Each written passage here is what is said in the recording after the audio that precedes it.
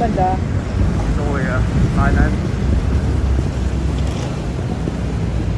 Hi mga kabex, nandito tayo ngayon sa Motostrada dito sa Caloocan and kukunin na natin yung CF Moto 150 Aura Ivory White.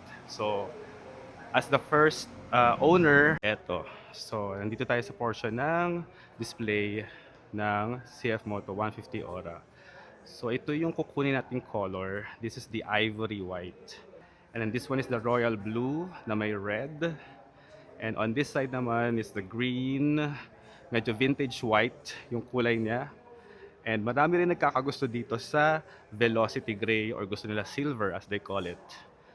So we have 4 colors to choose from at price at 131,700 pesos.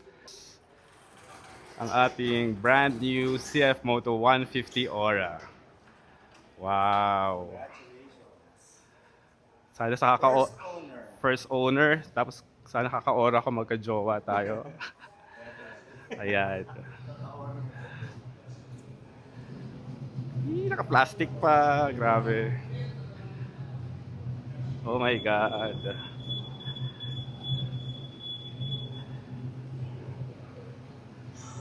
That's nice.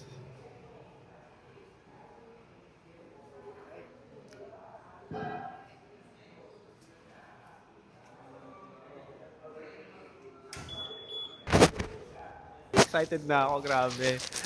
Oh! Alam niyo ba guys, March is my birth month. So I remember the new 2019.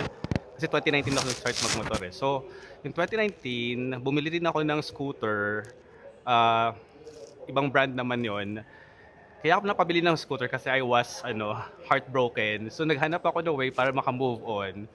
Kahit hindi pa marunong magmotor yun, bumili lang ako ng motor kasi gusto ko matry something new. At nag-a-alarm siya.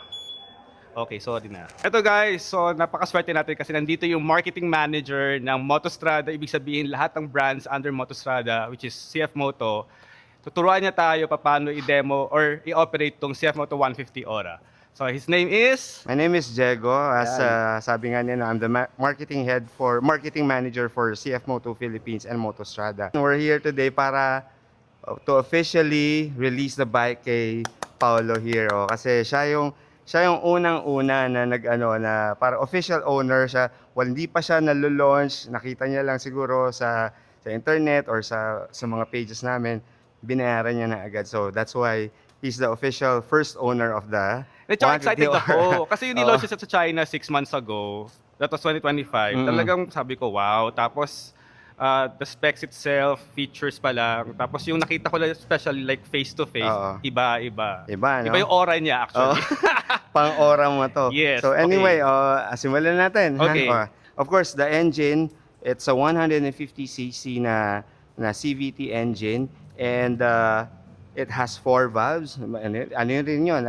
Pambihira din yun. 4 valves and it is water-cooled, 15.8 horsepower. So I think the power is just right, if not malakas for a scooter in this category na retro, diba? Pag tinignan mo, retro, pero it packs the powers. So, Tanggalin natin itong mga okay. plastic na to. Tanggalin natin yung mga plastic. Okay. So, of course, I'm gonna show you on how to start the bike or turn on everything dun sa bike. So, unlike any other scooters, di ba kailangan mo ng susi? With this one, although meron siyang physical key, yung the normal key, you don't need this to start the bike. All you need is the NFC card. So, Okay. yung NFC card natin, so it's provided for, kasama siya, dalawa with the unit. So, Okay. there are many ways to start the bike. So, this is the first option na para mapaandar mo yung motor. So, what we do is, we tap the NFC. Meron dito na para yan, may NFC logo. You tap it right there. Yan.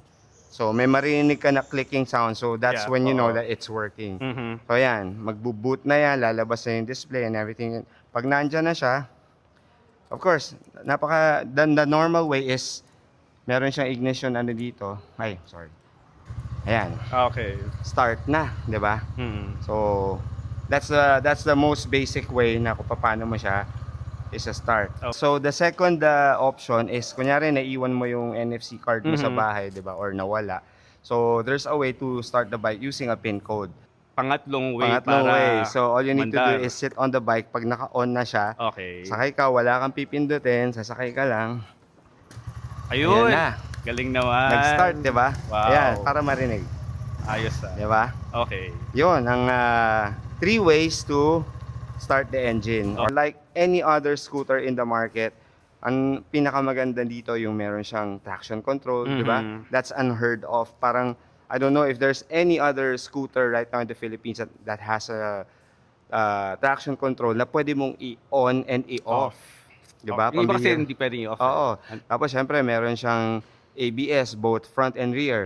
Tapos, ano rin yan, switchable. Pwede mong So, parang i-off. siyang big bike. Oo. Okay, Diba, sabi mo nga, diba, big Oo, bike big bike features, diba? eh. So, yung ABS niya, pwede mong patayin, pero syempre, yung likod lang yung pwede mong patayin. So, Yeah, oo. meron pa rin, some sort of, parang, for, protection, diba? Okay. Meron ka pa rin ABS sa harap. Tapos, bukod pa doon, meron siyang, TPMS. Walang ganun ulit. What's TPMS? Tire pressure monitoring system. So, malalaman mo pag malambot na yung gulong mo, both Okay. front and rear.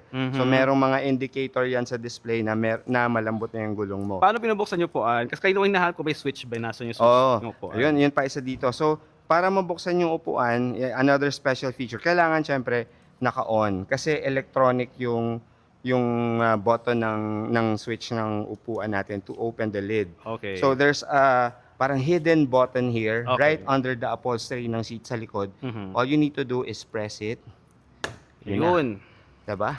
And it All the way. opens all the way, All parang the way. 45 degrees, diba? Wow. Ang laki ng compartment. Yes, and as you can see, no, parang sabi, kasya dito, one full face helmet and one open face. So, depende siguro sa size. And then, this is another welcome feature kasi parang may ilaw siya, di ba? Yeah, Walang yeah. mga ganyan na may ilaw. So, yeah, that's right underneath here is the battery. Tapos, yun pa, talking about yung what's underneath the battery, let's close it first. Oo. Ang tanong ko ngayon, halimbawa, nakapatay siyang ganyan. Para sa yung key. Tapos naiwanan ko yung susi ko. Paano ko bubuksan yung under the seat ng Yung ano? pag naiwan mo yung NFC card, Oo. yun yung use ng physical key. So, kaya merong siyang yung normal susi kasi meron siyang access dito right underneath the logo ng Aura dito sa Okay. right side. So, Okay. meron ditong key slot. Saan na ba yan? Ayun, nakita ko Ito. na. Oo.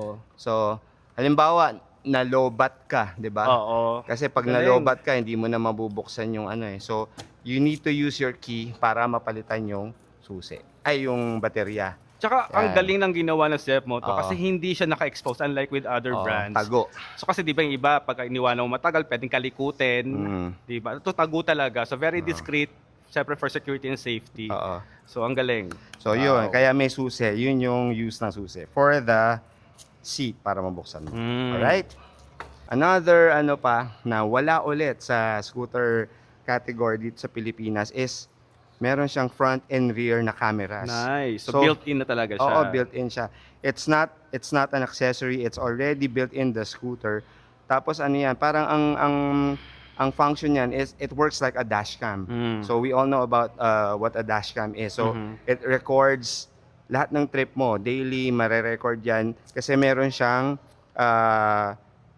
SD card that is already pre-installed. When you buy a Okay. bike, meron na siyang Kasama na. 32 gig which is expandable up to 256. So gusto mo mas malaki mas madami yung nare-record mo, pwede mong palitan. Nasa ilalim lang siya nung battery. So Okay. lahat yan, nare-record niya everyday. Tapos naglo-loop lang siya. So pagka naubos na yung memory nun, so Okay lang. Sige. pag naubos na yung memory nun, matatabunan lang yung Oo, mga past videos mo na hindi naman importante. You'll never need it unless merong kang kailangan i-view na. Saan yung oo. pagkakargaan siya ng gas? Ayun. Ayan pa isa. Ito din. This is a very fun feature kasi ano rin siya, electronic. So there's a button. Ito yung lid niya. Okay. Then all you have to do is push this button.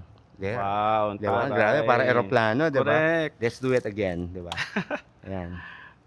So, yan. Electronic yan. So, kailangan, actually, you off mo yung, pwedeng naka-off, pero parang meron siyang, i-allow ka niya at least 1 minute para buksan mo yon. Para, Okay. pagka nag-lapse na yung 1 minute, hindi mo na siya mabubuksan. Pag naka-off. So, yun lang yung, sa kanya. And then, we also have a compartment here which fits around siguro mga 2 na mga iPhone Okay. Pro Max, yung mga malalaki, it malalaking fits phone. 2. And then you have 2 charging ports here, parehong yan, nag-on kasi mabigat ka. Nag-on. Meron siyang charging ports type A and C, meron siya pareho diyan. So kailangan mo 'yan, 'di ba? Especially for your vlogging Yeah. vlogging needs, 'di ba? So Well, ano no, pa ba? okay. 'Di ba? Kasi May ginumin weight, mo. no? May pressure 'yun, kaya that's why it started. Okay. And then marami pa tong feature. So Sige. we have all the LED lights na nandito lahat. So lahat yan LED. We've mentioned the traction control, ABS. Oh, meron pa. Mag-ride ka ba sa ulan? Oo naman, syempre. Oo naman. So naramdaman mo na ba na gininaw ka or something like that? Yes. So, Diba? nanigas lang yung daliri ko. Yung sa Baguio ako eh. Kasi ganyan siya. Kala ko ano yung nanigas. Hindi. Charot lang. Charot lang. Okay, So game. anyway, kaya kita tinanong doon kasi itong scooter na to, meron siyang heated grips, di ba? O, di ba? Tapos eto, so again, no, that's you only see that on big bikes, di ba? That's true. Mga adventure bikes. So for this category na scooter, meron siya. And what's crazy about it is that meron din siyang 3 levels of kung gaano kainit yung gusto mo. So, di ba, magginaw lang. So, meron siyang kulay blue. Kulay blue yung color niya. You just push this button, blue. And then yung middle point is green. So, yun, medyo mas mainit siguro pag umuulan, umaambon-ambon na. Ngayon, pagka yung freezing cold, meron siyang another level na red naman yung ilaw niya. And then you can just turn it off using that same button.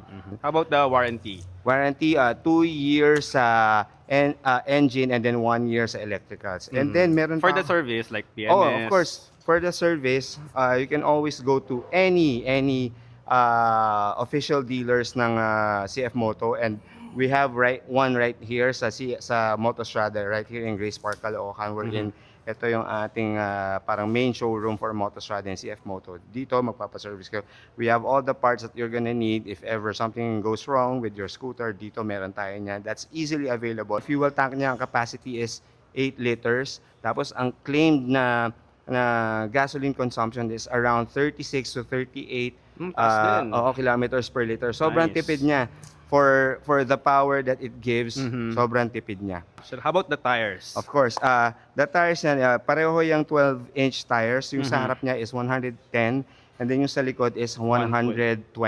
Okay. So, I think, ano yan, easily available if you wanna upgrade, if you wanna change the tires or the mags. Madali yan kasi it's And size tubeless.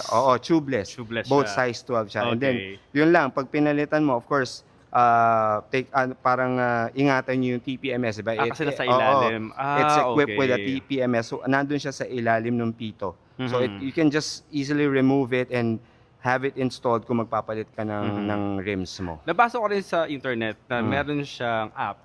Oo, yun pa. So, actually, CF Moto is very proud of that ride app sa CF Moto. So, eto rin, you can use the app to access yung mga tech features nito.